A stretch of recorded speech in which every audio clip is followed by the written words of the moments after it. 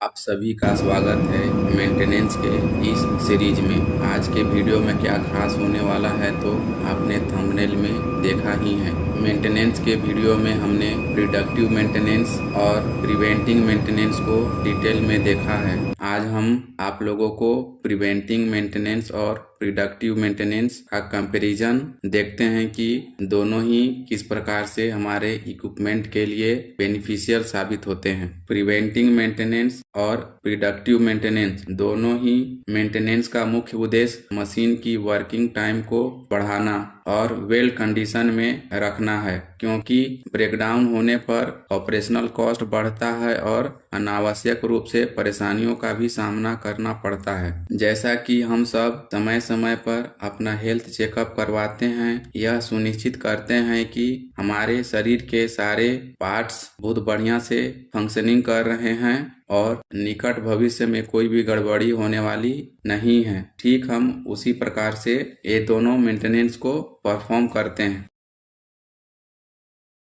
Preventing maintenance में ध्यान में रखा जाता है कि किसी तरह से मशीन की प्रोडक्टिबिलिटी बढ़ती रहे और मशीन बिना ब्रेकडाउन के लंबे समय तक चलती रहे। वहीं पर हम प्रिडक्टिव मेंटेनेंस में हम फील्ड से डाटा कलेक्ट करते हैं और पूर्वानुमान से उसमें होने वाले ब्रेकडाउन, उसकी लाइफ स्पैन, उसकी क्वालिटी का पता करते हैं। दूसरा और महत्वपूर्ण कंपैरिजन है प्रिवेंटिंग मेंटेनेंस। इसमें हमें मशीन को प्लान वे में रोकना पड़ता है, तब जाकर मेंटेनेंस का काम किया जाता है, जैसे कि overhauling, protection, canopy development, tightness, greasing इत्यादि। वहीं पर प्रिडक्टिव मेंटेनेंस में हम चलते मशीन में ही क्वालिटी इंप्रूवमेंट करना पड़ता है। इसमें प्रोडक्शन हार्प नहीं होता है। प्रिवेंटिंग मेंटेनेंस रेगुलर इंटरवल पर किया जाता है, जैसे कि weekly, monthly, quarterly, half yearly, yearly.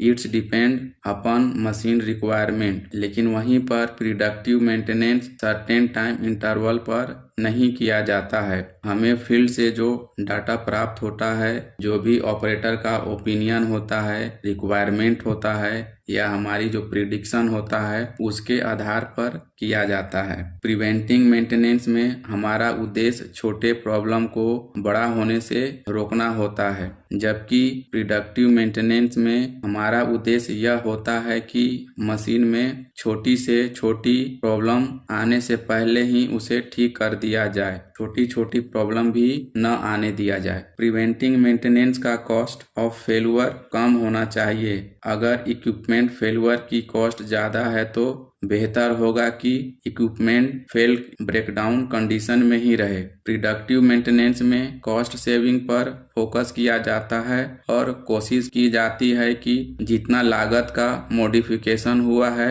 उससे ज़्यादा का मुनाफा हो, यानी कि रिटर्न ऑन इन्वेस्टमेंट पर ध्यान दिया जाता है। जनरली प्रिवेंटिंग मेंटेनेंस का रिकमेंडेशन मशीन मैन्युफैक्चरर के द्वारा किया जाता है और मशीन मैनुअल में भी ऑलरेडी मेंशन रहता है। उसी के अकॉर्डिंग हमें चेकलिस्ट बनाने होते हैं, शेड्यूल डिफाइन करना होते हैं और उसमें हम क्या क्या मेंटेनेंस करेंगे उसका चेकलिस्ट बनाने होते हैं। जबकि प्रिडक्टिव मेंटेनेंस रियल लाइफ में जो भी ऑब्जर्वेशन होता है उसके आधार पर हम मॉडिफिकेशन वगैरह या प्रिडिक्टिव वर्क करते हैं। प्रिवेंटिंग मेंटेनेंस का मुख्य उद्देश्य ब्रेकडाउन को खत्म करना होता है और किसी कारण मामूली ब्रेकडाउन होती है तो हम उसे बहुत कम समय में ठीक कर सकते हैं, जबकि प्रिडक्टिव मेंटेनेंस में लागत नहीं के बराबर हो और किसी कारणवश इक्विपमेंट का शटडाउन लेना भी पड़ता है तो वह बहुत कम समय के लिए हो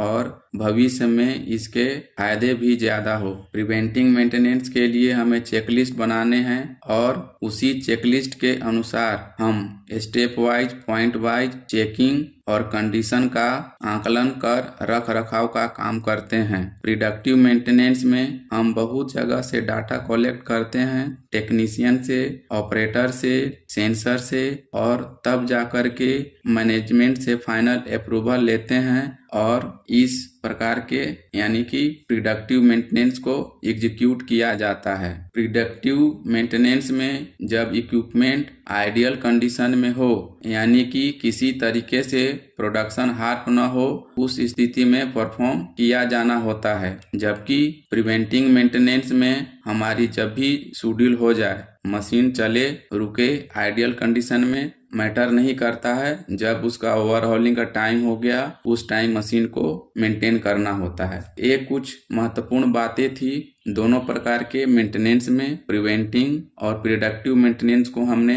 कंपैरिजन के रूप में इस वीडियो में देखा। अगर वीडियो अच्छा लगे तो चैनल को सब्सक्राइब करें। आप सभी का धन्यवाद।